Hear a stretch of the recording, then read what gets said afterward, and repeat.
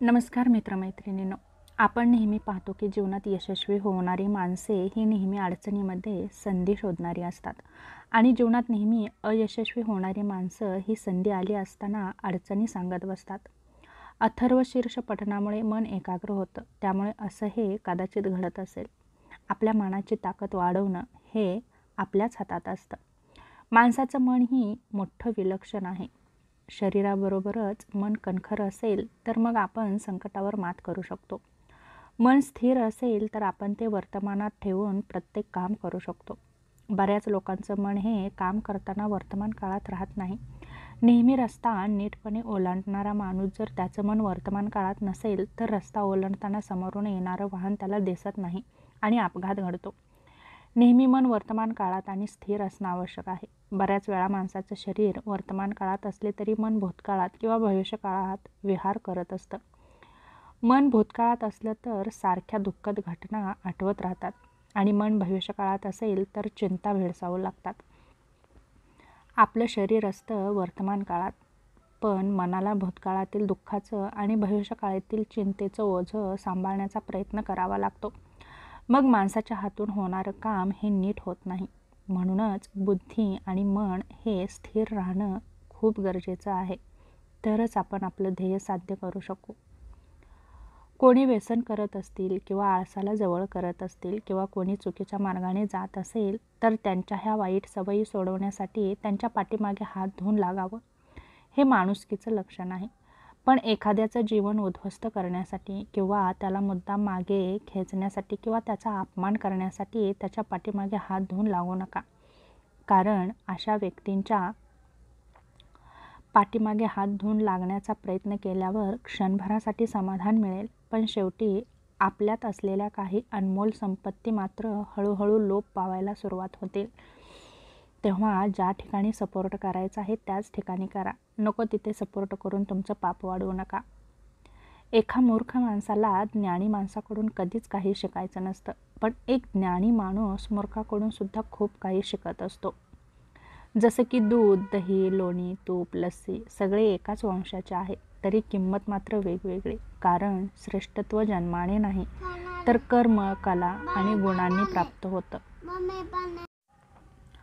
आयुष्यातील प्रत्येक गोष्टीची किंमत आणि आयुष्यातील प्रत्येक गोष्टीची कदर केलीच पाहिजे, मग ती वस्तू असो वा व्यक्ती. आयुष्यामध्ये कधीच कोणत्या गोष्टीचा कधी वन्स मोअर नसतो.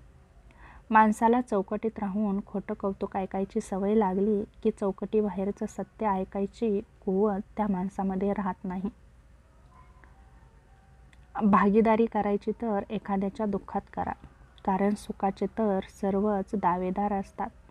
तसं एकमेकाच्या दुःखाचेही दावेदार बना. तुमची इच्छा शक्ती मोहाला कधीच बळी पडणार नाही अशी जिद्द बाळगा. यासाठी परमेश्वराला शरण जा. आपली दृष्टी फक्त ध्येयाकडेच ठेवा. आपले विचार कोणत्या तरी चांगल्या आणि अनुकरणीय कामांमध्ये गुंतवा. जेव्हा चांगले विचार आपल्या अंतःकरणात शिरून ते व्यापून टाकतात तेव्हा अर्थातच मोह, वाईट विचार तिथून पळ काढतात. लहान वा मोठ्या कोणत्याही मोहावरचा रामबाण उपाय म्हणजे आपल्या हृदयात उठणारे सारे विचार तरंग, भावनांचे उद्रेक आपल्या गुरुजवळ प्रकट करा. आणि तरीही मोह सुटत नसेल तर मात्र परमेश्वराची प्रार्थना करा. स्वामी विवेकानंद म्हणतात, आपण आज जे काही झालो आहोत ते आपल्या विचारांचंच फळ आहे. म्हणून तुम्ही काय विचार करता याकडे विशेष लक्ष असू द्या. ओळख होण्याअगोदर सर्वच अनोळखी असतात, पण विचार जुळल्यावर सहज आपले होतात. यालाच जिवलग म्हणतात. जगण्याचा आनंद हा आपल्या अवतीभोवतीच असतो, फक्त त्याला शोधता आलं पाहिजे. रूप आणि रुपया यावर कधीच गर्व नाही करायचा.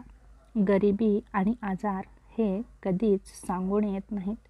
तेव्हा काही गोष्टींचा अंदाजही बांधता येत नाही. फक्त काम करत पुढे चालत राहा. जसं की ओळख होण्याअगोदरच आपल्याला सर्वजण अनोळखी वाटतात, पण विचार जुळले की सर्वजण आपलेच होतात. त्याचप्रमाणे जीवनाचा आनंद घेत पुढे जा. अवतीभोवतीची माणसं आहेत त्यांना ओळखायला शिका. जी चांगली आहेत त्यांच्या जवळ जा. जी वाईट आहेत त्यांना तुमच्या आयुष्यातून काढून टाका, जेणेकरून तुमची अधोगती होणार नाही, प्रगती होईल आणि तुम्ही तुमचं ध्येय साध्य करू शकाल. यासाठी फक्त माणसं ओळखत राहा. एकांतात फक्त वाईट विचार येत नाहीत, तर चांगल्या चांगल्या प्रश्नांची उत्तरंसुद्धा भेटतात.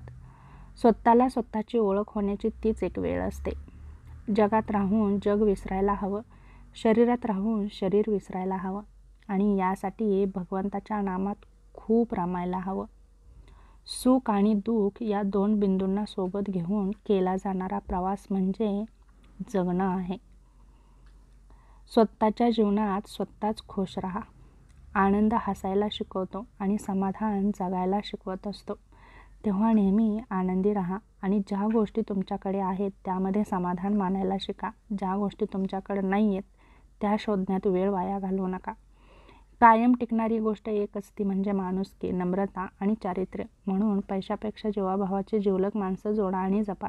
हीच खरी आपली संपत्ती आहे. ज्याला दुःखाची जाणीव असते त्याला सुखाची किंमतही असते. म्हणून आपण जे दिवस काढले आहेत त्याची नेहमी जाणीव ठेवा. सुंदर चेहरा म्हातारा होतो, बलाढ्य शरीर एक दिवस गळून पडतं, पदसुद्धा एक दिवस निघून जातं, परंतु एक चांगला माणूस नेहमी चांगलाच राहतो.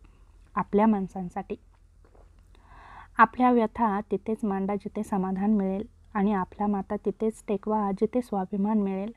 नाहीतर व्यथा आणि माथा तोडवण्यात लोक खूप सराईत असतात. स्वप्ने अशी बघा की पंखांना बळ येईल. मैत्री अशी करा की जग आपलं होईल. अपयश असं स्वीकारा की विजेताही भारावून जाईल. माणूस असा बना की माणुसकीसुद्धा तुमच्या पुढे नतमस्तक होईल. कधीही कोणाला द्यायचंच असेल तर तुमचा वेळ द्या, कारण इतर वस्तू रागात परत केल्या जातात, पण दिलेला चांगला वेळ हा कायमचा अप्रतिम आठवणी देऊन जातो. त्या फेकल्याही जात नाहीत आणि वायाही जात नाहीत. पडत्या काळात दिलेली सोबत ही मोठमोठे घावही सहज भरून काढत असते. तेव्हा एखाद्याला साथ द्या. दुसऱ्यांसाठी डोळ्यात पाणी आलं की समजावं आपल्यात अजून माणुसकी शिल्लक आहे. एक माणूस 20-25 लोकांना 2 हातांनी मारू शकत नाही, पण तोच माणूस 2 हात जोडून लाखो लोकांच्या हृदयात मात्र राज्य करू शकतो. थकलेल्या शरीराला कुठेही झोप लागते, पण थकलेल्या मनाला कुठंच झोप लागत नाही. म्हणून शरीर थकलं तरी चालेल, परंतु मनाला मात्र कधीही थकू देऊ नका. त्याला नेहमी तुमच्यासोबत ठेवा आणि पुढं जाण्याचा नक्कीच प्रयत्न करा. एक दिवस तुम्ही नक्कीच यशस्वी व्हाल. देऊ नका. कितीही कमावून ठेवलं तरी बाकी राहते शून्य आणि संकटाच्या वेळी कामाला येते आपल्या कर्माने साठवलेलं पुण्य. माणूस मातीचा आहे की जातीचा हे महत्त्वाचं नसून तो अंधारात प्रकाश किती देतो हे महत्त्वाचं आहे. त्याचप्रमाणे मित्र गरीब आहे की श्रीमंत आहे हे महत्त्वाचं नसून तो तुमच्या संकटात किती खंबीरपणे तुमच्या पाठीशी उभा राहतो हे महत्त्वाचं आहे.